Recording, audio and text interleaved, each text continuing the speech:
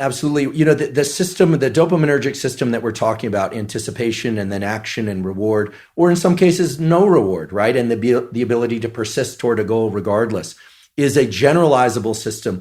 You had that chapter about, get your room in order, right? Get your belongings in order. This is, I think, very relevant right now. Even though it's important to have higher goals and lofty goals, the dopamine system is an incredible system because it is depletable, and yet it's also renewable, and it is self-amplifying. What I mean by that is, let's say that I'm somebody who doesn't know what I'm working toward. I don't have a specific goal or question. By completing even what seem like menial tasks, like making myself a cup of coffee, drinking it, cleaning up completely, drying the cup and putting it back in the cupboard, what happens is, even if you make that seemingly trivial goal the goal, in addition to making the kitchen look nicer, it completes a circuit. It closes the dopaminergic circuit. And when dopamine is released, and it will be, maybe not to the same extent as publishing a novel, but to some extent, dopamine amplifies our ability to think into the future, to make additional plans that are unrelated to what you just did.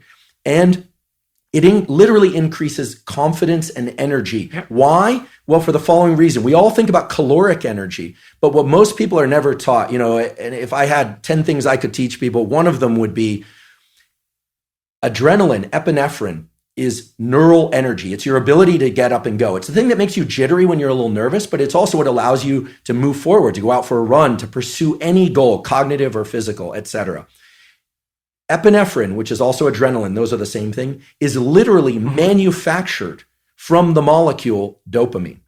If you look at the biochemical cascade, it is dopamine is converted into adrenaline, which is the basis of all energy, all neural energy. Right. And so, including thinking. And so if one is not in a place of being able to set their goal on a particular lofty goal, a graduate degree, a book, etc., yet the way one gets to that is by completing things in their immediate environment from start to finish and closing the dopaminergic loop. You literally... Yeah, well, those are at least micro-narratives. That's right. Right, so they're not integrated across a long span of time, but they're not nothing. And so one of the things, I did write about this in my first book, particularly about putting your house in perfect order. It's like, well, if you're lost, one of the things you can do is look around and see what direction you could take locally, is fix something. And I used to tell my clients, this is a very good thing to know. Find something that you could do that would make things better that you would do. And there's a humility in that too, because especially if you're in a low energy state, it's like, oh my God, I don't have enough energy to make dinner. It's like, do you have enough energy to put a fork on the table? And sometimes people are so depressed that that's really all they can do. It's like, can you take a small step forward, no matter how small that is? And so I knew that adrenaline was a byproduct or down the biochemical chain from dopamine, but I didn't get the significance of that fully. So basically what you're saying is that if you implement a micro routine, even something like washing a cup and putting it back in the shelf, and that's a good thing because you have a shelf and there's cups on it, you've already decided that's an appropriate way to live, is to have your coffee cups on a shelf. If you go ahead with cleaning out the cup and putting it on the shelf, then you've taken steps towards a valuable micro goal. You get a dopamine kick from that. That transforms itself into adrenaline and energizes you. Which then... So that's partly the reason that it has an antidepressant effect. That's right. And then you can lean into another behavior. Expression changes.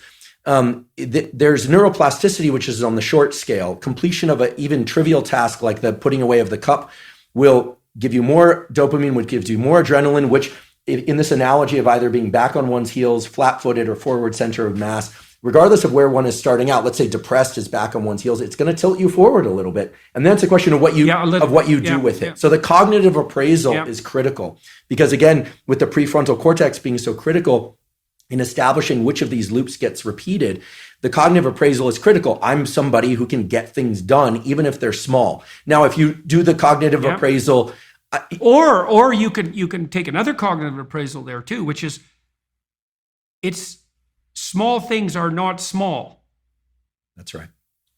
Precisely for the reason that we just described. It's like You might have the cognitive appraisal that doing something local, like cleaning up your room, is small, but it's not obvious at all that that's the case. It's not that trivial to put your immediate surroundings in order. And it can easily be the stepping stone to putting things in order on a broader scale. In fact, it's probably the necessary stepping stone to do that. And so they might seem small, but they're a step ahead, and ahead is a good direction. Absolutely. And so they're not as small as you might think. And so you can pat yourself on the back, especially if you're depressed, a little harder than you might otherwise by saying, you say, well, this is trivial, but I did it. It's like, no, if you're moving ahead, tilting yourself forward in your metaphor, that's not small.